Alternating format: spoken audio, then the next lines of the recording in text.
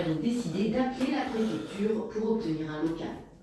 Le secrétaire nous répond que le préfet est en réunion et qu'il n'a pas le temps de s'occuper. Bon, bah écoutez, moi c'est simple, si on n'a pas le local avant 10h, on appelle la presse, on euthanasie les os en direct, parce que tous les fonctionner comme ça, c'est pas possible. Et c'est comme ça que la base de sous-marins de Lorient accueillit la première clinique d'oiseaux du littoral sud-Bretagne. De ce Noël 1999, il restera malgré tout une leçon d'efficacité grâce à la solidarité entre les professionnels et les milliers de bénévoles accourus sur la côte. Mais ce qui dominait, c'était la colère. Il y avait une révolte collective face à ce qui nous arrivait, et c'est cette force qui nous a permis de nous battre jusqu'au bout. Le maire de Plomeur refusera le dédommagement de Total et ira jusqu'au bout du procès pour faire reconnaître le terrible préjudice écologique. C'est un triste feuilleton dont les épisodes ont rythmé l'année dans l'agglomération rennaise, celui des familles de migrants et de leur pérégrination d'hébergement en hébergement. 3 lieux d'accueil ont été ouverts par la municipalité rennaise. Les squats se sont également multipliés avec de nombreuses expulsions à la clé. Et au final, reste un dossier en suspens. Le point avec Séverine Breton et Thierry Bouilly. Ce devait être une solution d'urgence pour quelques jours, quelques semaines. La mairie de Rennes a ouvert le gymnase de l'Ostancé pour les migrants début juillet. Il y a quelques jours, c'est là qu'ils ont fêté Noël. Fatian, sa femme et ses 3 enfants ont fui l'Albanie. Ils ont trouvé refuge sous une détente. Après, la mairie m'a donné ici la classe. J'ai pas eu beaucoup, merci. Parce qu'il m'a donné moi une place pour les enfants. Ici, c'est chaud. Toilette, cuisine, frigo, machine à laver. C'est vrai, c'est pas maison. C'est pas d'or, parce que d'or, le froid, pas possible reste. Ici, c'est mieux. Comme des centaines d'autres, Fatian a d'abord connu le campement des Gailleuls. Après l'évacuation, certains ont trouvé des places dans des foyers, des hôtels, des squats. Rennes s'est engagée à ne laisser aucun enfant à la rue. 800 personnes sont mises à l'abri chaque jour. Notre problématique aujourd'hui, c'est que des gens n'ont pas le statut qui ouvre suffisamment de droits depuis plusieurs années, restent sur le territoire. Et donc on a bien une juxtaposition de ces personnes, année après année. Certaines de celles qu'on héberge parmi les vivants sont là depuis 5 ans. Fatian n'en finit pas de remercier, mais les associations, elles, s'inquiètent. Les régularisations se font de plus en plus rares. On a du mal à comprendre, franchement, parce que la plupart de ces gens, ils ont des compétences, ils sont prêts à accepter des emplois que les Français ne veulent pas occuper. Il y a des besoins de main-d'œuvre. Eux sont prêts à travailler dans des conditions extrêmement dures. Et on préfère les laisser comme ça. C'est pas leur intérêt, mais c'est pas l'intérêt du pays non plus. Début octobre, 33 Géorgiens ont été reconduits chez eux. Depuis au gymnase, l'ambiance a changé. Tous sont partagés entre l'espoir d'avoir un jour des papiers et la peur d'être expulsés.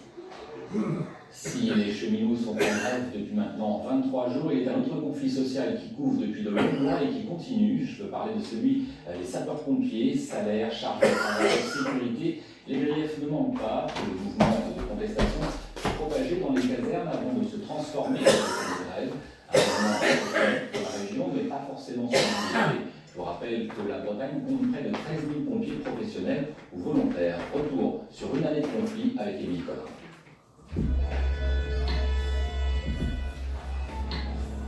Tous les journées d'ambiance des mêmes, on est là pour la population et il y a personne qui va donner des interventions pour aider la population.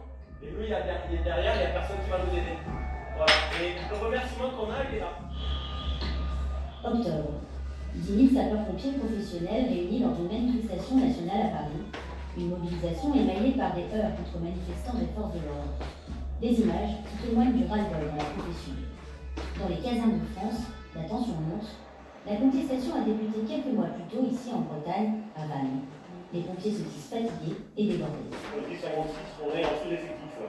Donc nous demandons à ce qu'on réévalue ces effectifs en termes de sapeurs-pompiers professionnels et de personnel administratif et technique. Il faut savoir, pour rappel, en France, la moyenne pour 100 000 habitants, la couverture opérationnelle en professionnel est de 70 personnes environ. Et pour information, dans le 1056, ce chiffre tombe à une quarantaine de professionnels pour 100 000 habitants. Le conflit va s'inscrire dans la durée. Les casernes d'autres départements affichent leur colère et revendications. Les pompiers se disent sursollicités, avec une prise en charge de situations qui normalement ne leur incombent pas.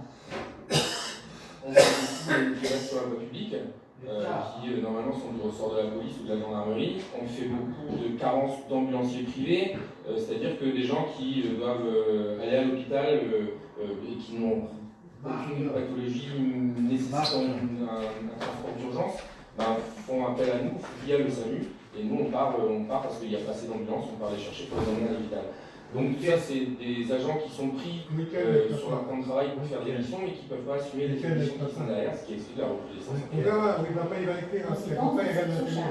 Des violences devenues plus fréquentes, comme à Épinal, près de Dole-de-Bretagne, où 4 pompiers recevront des coups pendant une intervention sur un accident de la route. Je ne suis pas rentré dans cette profession, évidemment, pour rencontrer ce genre de comportement qui n'existait pas par le passé. En tout cas, pas de cette nature-là. On n'apprécie pas un caillou. On a la force que le caillou, c'est la raison pour laquelle on parle d'agression à l'égard de sapeurs-pompiers. Et aujourd'hui, que l'on soit dans un territoire rural ou urbain, on a une forme d'accueil et cela nous désespère. Cela nous désespère aussi parce qu'il ne faut pas focaliser sur des quartiers dits sensibles. C'est monsieur et madame tout le monde qui nous accueillent mal. Parmi les mesures proposées, la possibilité de filmer les interventions tendues. Un dispositif testé en région parisienne jusqu'en 2022.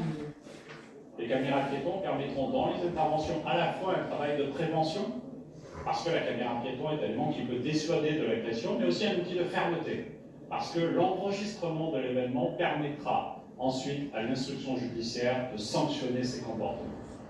Malgré les annonces, le ras-le-bol perdure. En Ille-et-Vilaine, la situation se tend avec le département et la préfecture. Messages sur les bâtiments et les véhicules, banderoles, les pompiers sont rappelés à l'ordre. Jean-Luc Chenu, président du conseil départemental, souligne le caractère irrespectueux des slogans à l'égard de la hiérarchie ou des élus, alors que selon lui, le dialogue social est permanent. La manifestation du 5 décembre voit les pompiers en tête de cortège. Certains vendiront des fumigènes sur le balcon d'un particulier, tandis qu'un autre groupe entrera dans la cour de la préfecture sans y être invité selon les autorités. Là encore, rappel à l'ordre avec des procédures disciplinaires en cours. Il y a des comportements qui doivent être respectables si on veut continuer d'être respecté. Dans certains cas, ça n'a pas été le cas. Alors, certains me reprochent de le dire, mais c'est aussi ma responsabilité. Il y a une exigence de service public. Quand on porte un uniforme, quand on a des grades, il y a des comportements qui doivent être tenus. Les pompiers de Saint-Malo, Rennes et Saint-Brieuc sont finalement privés de cérémonies officielles pour la Sainte-Barbe. Une commémoration qui décide de maintenir entre eux. Chez l'intersyndicale, le mouvement de grève nationale est prolongé jusqu'au 31 décembre. En Ille-et-Vilaine, les soldats du feu se disent prêts à aller jusqu'aux sanctions. C'est une expérience que nous n'oublierons pas de sitôt. Pendant 2 jours, des jeunes footballeuses âgées de 9 à 16 ans ont participé à un stage du côté de Lorient, avec parmi les entraîneurs la championne de France et championne d'Europe, Eugénie Le Sommer, l'attaquante de l'Olympique Lyonnais et de l'équipe de France, est la première star du foot féminin à organiser ce genre d'événement. Et le moins qu'on puisse dire, c'est que la formule séduit. Le reportage de Gilles Le Morvan et Bruno Van Bassner.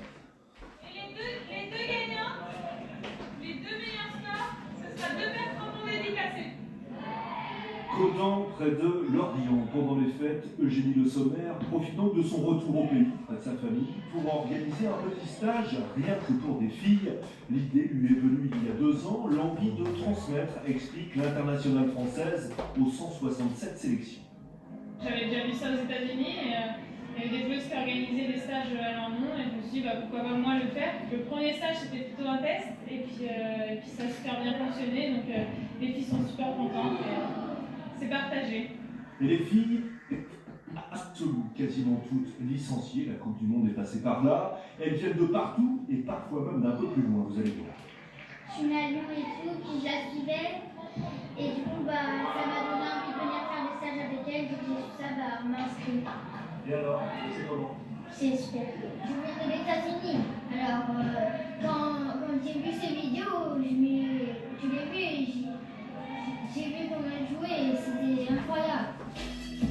Pas sûr en revanche que Sarah et Maëlys aient un jour vu ces images-là, Eugénie à leur âge, dans le Morbihan. À l'époque, pas de vidéos sur les réseaux, pas de stars à qui s'identifier. Pour persévérer dans le foot féminin, il fallait être bien entouré et avoir un caractère.